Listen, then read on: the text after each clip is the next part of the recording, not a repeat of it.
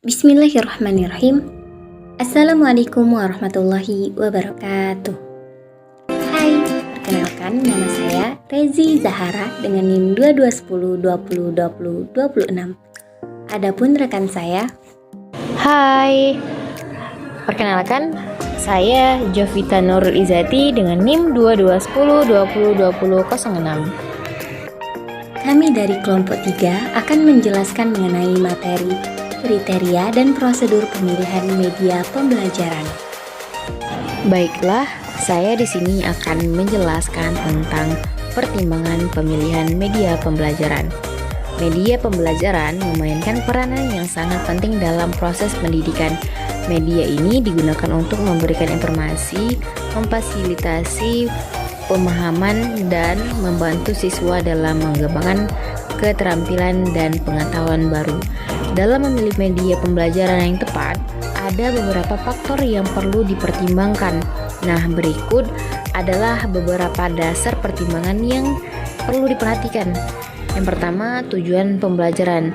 Tujuan pembelajaran yang telah ditetapkan perlu menjadi pertimbangan utama dalam pemilihan media pembelajaran. Setiap media memiliki karakteristik yang berbeda dan mampu memfasilitasi tujuan pembelajaran yang beragam. Misalnya, jika tujuan pembelajaran adalah untuk meningkatkan pemahaman konsep, penggunaan simulasi komputer dapat sangat berguna. Sementara itu, jika tujuan pembelajaran adalah untuk mempraktikkan keterampilan fisik, penggunaan video atau demonstrasi langsung dapat menjadi pilihan yang lebih baik. Yang kedua, karakteristik siswa. Setiap siswa memiliki kebutuhan, minat, dan preferensi belajar yang berbeda.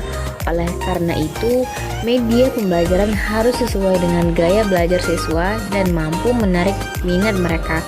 Contohnya, siswa yang lebih visual cenderung lebih mudah memahami materi ketika disajikan dalam bentuk gambar atau diagram.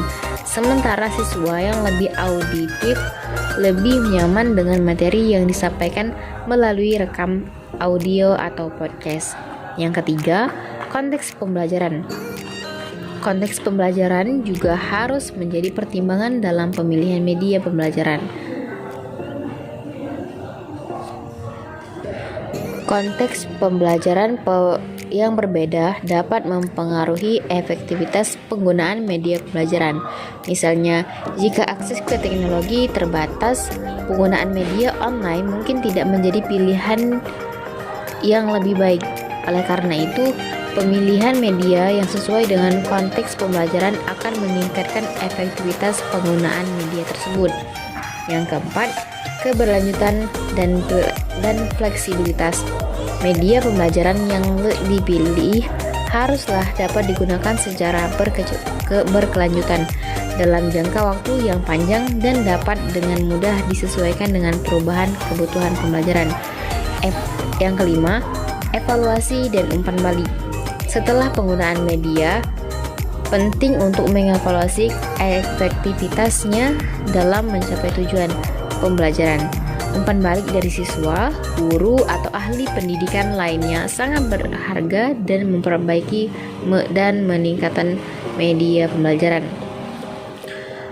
Bagian B, kriteria pemilihan media pembelajaran. Menurut Azhar Arsyad, ada 6 kriteria pemilihan media yang patut diperhatikan. Yang pertama, sesuai dengan tujuan yang ingin dicapai secara umum, yaitu harus menyangkut pada salah satu atau gabungan dari ranah kognitif, afektif, dan psikomotorik. Yang kedua, tepat untuk mendukung isi pelajaran yang bersifat fakta, konsep, prinsip, dan generalisasi. Yang ketiga, praktis, luwes, dan bertahan. Yang keempat, guru terampil menggunakannya. Yang kelima, ketepatan pengelompokan sasaran.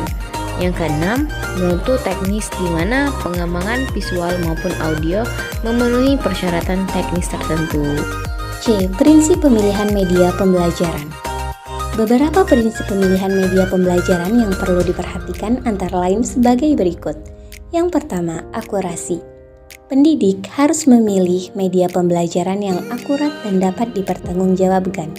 Sebagai contoh, media presentasi sebagai slide harus memiliki informasi yang valid, tidak menyesatkan, dan menghindari penggunaan data palsu. Yang kedua, relevansi. Media pembelajaran harus relevan dengan materi yang diajarkan. Pendidik harus memilih media yang sesuai dengan audiens mereka. Sebagai contoh, penggunaan gambar dalam pembelajaran matematika bagi siswa sekolah dasar mungkin lebih mudah dipahami daripada grafik atau tabel. Yang ketiga yaitu kegunaan. Pendidik harus memilih media yang dapat digunakan oleh siswa dengan mudah. Sebagai contoh, penggunaan video dalam pembelajaran sudah sangat umum. Namun, jika video tersebut sulit diakses atau memiliki tampilan yang salah, maka pesan yang ingin disampaikan tidak akan efektif. Yang keempat yaitu kejelasan. Jadi, media pembelajaran harus jelas dan mudah dipahami. Pendidik harus menyeleksi media yang dapat menyampaikan pesan dengan baik. Sebagai contoh, penggunaan slide dengan teks yang terlalu kecil atau yang terlalu banyak dapat membuat siswa kebingungan dan sulit mengerti. Yang kelima, efektivitas. Pendidik harus memilih media yang paling efektif untuk mencapai tujuan pembelajaran mereka. Sebagai contoh, penggunaan media yang melibatkan interaksi antara siswa dan pendidik dapat memperkuat pemahaman siswa terhadap materi yang diajarkan. Pendidik perlu mengevaluasi keefektifan media pembelajaran mereka dan memastikan bahwa media tersebut dapat membantu siswa dalam memahami materi yang diajarkan.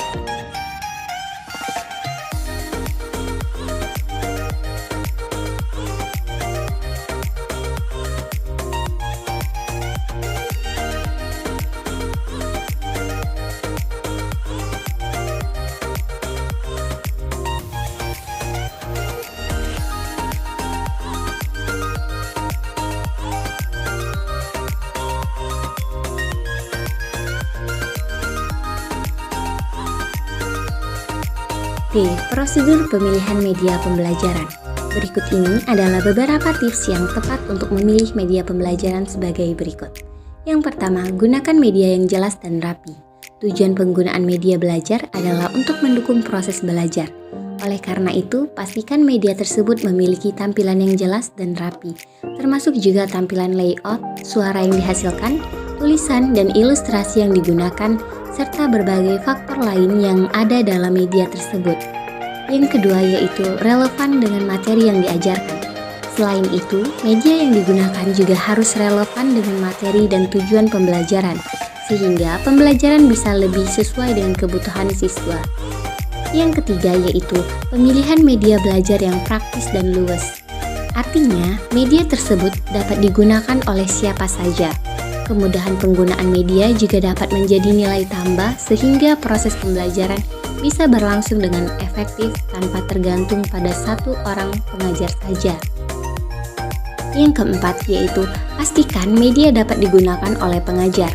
Nah, jadi media pembelajaran yang digunakan tentu saja harus bisa digunakan oleh pengajar. Jika Anda merasa kurang mampu untuk menggunakan media belajar tertentu, tidak ada salahnya mengganti media sesuai dengan kemampuan Anda.